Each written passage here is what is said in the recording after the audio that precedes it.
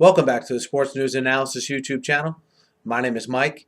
I'm continuing my 2014 salary cap and free agency analysis, and this video is for the Chicago Bears. The Bears ended 2013 with a record of 8-8, and as they look forward here into the 2014 offseason, perhaps their biggest free agent signing was done months before free agency started, where they signed free agent to be Jay Cutler to a 7-year deal to be their franchise quarterback, and they lock him up long term, and some other parts on that offense that will be free agents. I mean, you start with the guy who was Jay Cutler's center last year in Roberto Garza. He's 35 years old at the beginning of next year. They got a lot out of him last year. I think Garza had definitely an above average season when you compare him to the other centers in the NFL.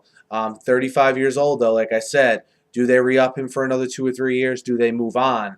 I think when you sign a guy to be a franchise quarterback, you have a center he's used to. Maybe they extend him another 2-3 years there in Chicago. Keep in mind, they only have about $15 million in salary cap room right now before we get to any cuts that are made prior to free agency. So you have, of course, Garza, and then to me, the other offensive guy, offense special teams, you can call it, is Devin Hester. He's an unrestricted free agent, and to me, it'd be very, very odd to see him in any other uniform other than a Chicago Bears uniform.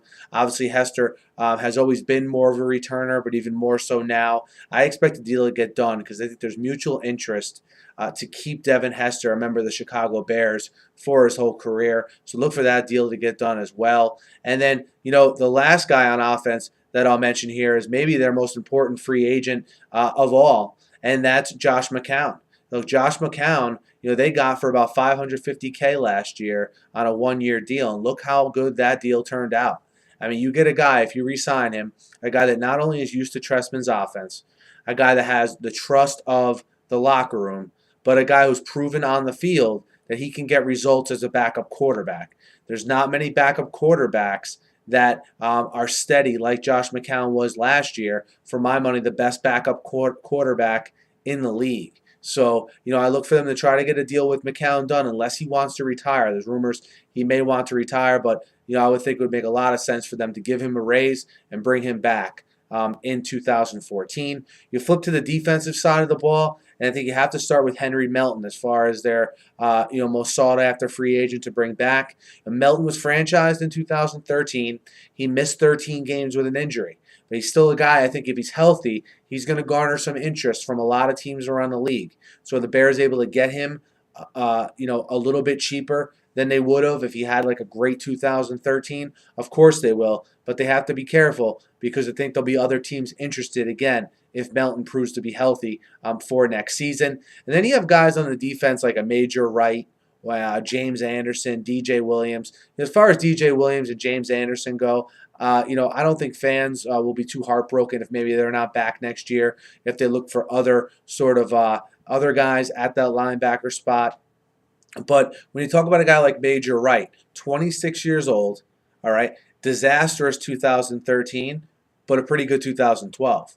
So how do the Bears view that safety spot that Major Wright has called home here? We'll see. But, the play between Conti and Wright last year was very, very bad. Okay? You look at the weak spots to that Bears defense.